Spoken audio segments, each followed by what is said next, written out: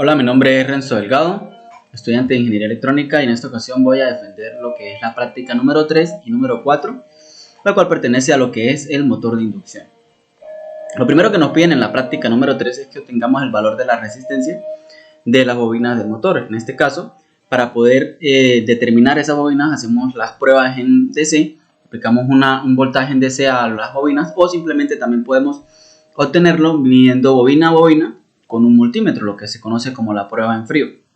En este caso, preferimos usar lo que es una fuente DC para determinar su valor, o bueno, el efecto que se hace con respecto a la temperatura. Por ahí, bueno, determinamos la corriente y el voltaje, y con ello hallamos lo que es la resistencia. De forma directa, o bueno, de la manera fría, con el multímetro podemos hallar directamente el valor de la resistencia, pero como ahora lo estamos haciendo con un voltaje DC y lo estamos aplicando a dos bobinas, entonces ese valor que nos dé lo debemos dividir entre dos para así obtener el valor individual de cada bobina. La segunda prueba es en el ensayo a rotor libre, y esto lo hacemos con el fin pues de determinar las revoluciones dependiendo de bueno, la velocidad que lleva el motor, dependiendo de la tensión que se aplique, la corriente que está en ese momento, obteniendo ya lo que es la corriente de vacío cuando no tiene ninguna carga. Seguidamente pues determinamos lo que es el ensayo del ensayo vacío, determinamos lo que es el factor de potencia, la cual pues como estamos trabajando en un sistema trifásico, pues se define como la potencia en el ensayo vacío entre raíz de 3 multiplicado por P sub 0 por I sub 0, que son la corriente y el voltaje en vacío respectivamente. Aquí tenemos lo que es el valor del factor de potencia, los cuales pues bueno, dan un poco pequeños. La idea pues es hacer que este valor esté más cercano al 1. Para ello pues bueno, se implementan capacitores y bueno, todo lo que hemos aprendido en circuitos 1 y 2. Para la parte de la gráfica de tensión, o bueno, pérdidas mecánicas, aquí tenemos que tener en cuenta que las pérdidas mecánicas no dependen del voltaje, entonces por lo tanto la pendiente de esta gráfica nos da lo que es las pérdidas mecánicas. Para la parte 4, calcula para tensión nominal el de ensayo en vacío, la potencia núcleo, potencia mecánica, RC, XM, el ángulo del factor de potencia, complete los valores de la tabla 4 y además incluya una muestra del cálculo. Lo primero que tenemos que tener en cuenta, lo más básico en este ensayo, es que lo que hacemos aquí en estos cálculos es calcular la impedancia, por decirlo así, que obtiene o que tiene el motor en su estator de manera vacía, sin carga, para así poder pues a futuro diseño pues saber qué tanto se puede aplicar a este motor, qué tanta carga, o cómo son sus condiciones nominales en vacío o en plena carga.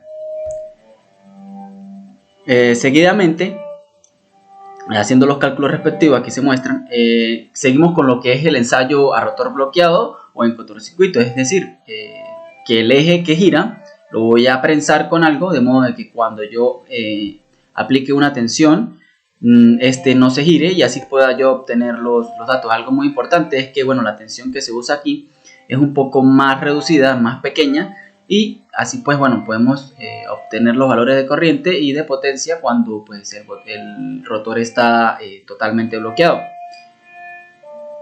Esto nos sirve también para determinar posibles casos en los que por X o Y razón se llegue a bloquear el rotor. Entonces ya sabemos más o menos cómo calcular algún protector para este tipo de corriente que vemos aquí. Por ejemplo, aquí para 140.07, que es la corriente nominal, debemos hacer una protección por si el rotor se llega a bloquear y entonces pues no se nos vaya a quemar el motor o nos vaya a hacer un incendio. Determine el factor de potencia. Bueno, lo mismo que hicimos para el ensayo vacío lo hacemos aquí para el ensayo en cortocircuito. Algo muy importante por aquí, bueno, las mismas impedancias que calculamos para el ensayo vacío también las calculamos para el ensayo en cortocircuito. Aquí tenemos lo que es la corriente necesaria para poder arrancar el motor, y pues aquí tenemos que cuando tenemos a plena tensión, es decir 460 voltios, la corriente que necesitaríamos es aproximadamente 238,15 amperios. Esto es corriente de arranque. Ahora, a partir de los parámetros determinados en ensayo vacío, dibujo el circuito equivalente.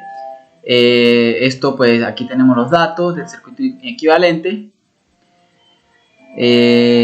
Aquí, bueno, esta parte es un poco importante, como lo mencionaba anteriormente. El ensayo bajo carga de un motor. Aquí pues bueno, tendremos muchos factores en cuenta, como por ejemplo el voltaje que se aplica, qué pasa cuando yo le aplico una carga donde, bueno, la carga podría ser peso, por decirlo así. Si el motor lo tenemos aplicado en una cinta transportadora, pues entonces la carga sería pues más peso o más peso. ¿Qué pasa cuando se le aplica más peso? Y como vemos aquí, cuando tiene más carga o más peso, por decirlo así, la corriente va aumentando y la velocidad, por supuesto, va disminuyendo. Entonces también hay que tener en cuenta este tipo de cosas para el momento de usar un motor. Aquí tenemos lo que es la potencia de salida. Aquí hay unas gráficas que son bastante importantes. Ya las muestro aquí. Por ejemplo, aquí vemos que con respecto al voltaje, al par y la velocidad, vemos que cuando el par aumenta, la velocidad disminuye. Aquí también vemos que el deslizamiento aumenta con respecto al par. Esto se debe por ejemplo, aquí en la primera parte se debe a que pues bueno, vamos usando, pues a la medida que vamos agregando carga al motor, vamos haciendo que la velocidad disminuya, y es un comportamiento totalmente natural. Para la práctica número 4, lo primero que nos piden es el arranque con una resistencia en serie del estator. Aquí vemos la simulación y vemos los respectivos cálculos. Una de las cosas a notar es que la velocidad en nuestro caso pues se mantuvo un poco constante, tal vez no mucho, pero sí para las simulaciones. También tenemos lo que es el arranque a tensión reducida mediante un autotransformador, ver cuál es el comportamiento de la velocidad a medida que se aumenta o se disminuye la tensión. Vemos en este caso que a medida que se disminuye la tensión, pues la velocidad también va disminuyendo, y a medida que se aumenta, pues la velocidad pues se aumenta y hasta que llega a un punto de estabilidad. Con respecto a la gráfica de voltaje versus corriente de arranque y voltajes versus corriente estable, vemos que pues al principio, cuando el motor está en reposo, es normal tener una corriente elevada, lo que es la corriente de arranque. Por eso, por aquí en algunos cálculos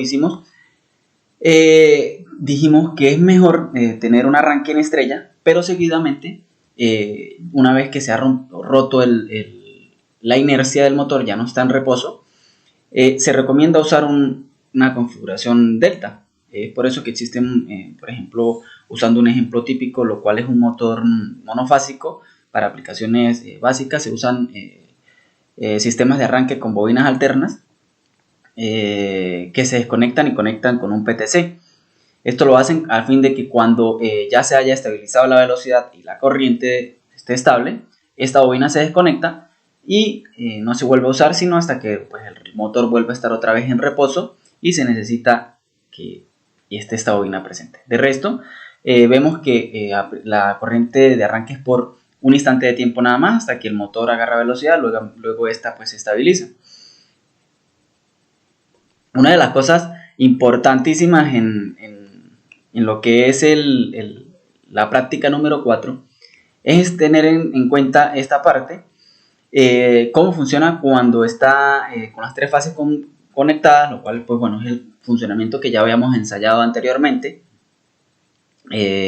Cuando el motor está activo, o sea, dando vueltas, está andando, y le desconectamos una fase, lo primero que debemos notar es que pues obviamente la velocidad disminuye, la corriente aumenta, y pues bueno, esto pues nos puede causar daños al embobinado del motor u otros factores pues que nos pueden afectar al funcionamiento. Obviamente pues alguna protección se debe activar para que no ocurra algún daño. Ahora, cuando hacemos esto, desconectamos una fase, pero ahora el motor, esto lo hacemos cuando el motor está detenido. Sucede algo muy importante, lo cual pues debemos tener en cuenta, ya que pues si hacemos esta prueba así no nos damos cuenta, o el motor no tiene alguna protección térmica o algo así, se puede quemar. Entonces lo que notamos es que cuando hacemos esta prueba, la corriente aumenta demasiado y el motor no arranca, se queda con un sonido típico que es el famoso zumbido ese que escuchamos cuando el motor no quiere arrancar. La luz de la casa de una vez automáticamente pues se baja y pues puede que algún protector, alguna brequera o algo se dispare. Entonces esto se debe a que pues se ha desconectado una de las fases del motor. Claro, esto en motores trifásicos, en motores monofásicos pues es un poco diferente la cosa, pero sucede lo mismo, es el mismo comportamiento. La corriente aumenta demasiado y pues se disparan las protecciones. Entonces es importante tener en cuenta estas cosas.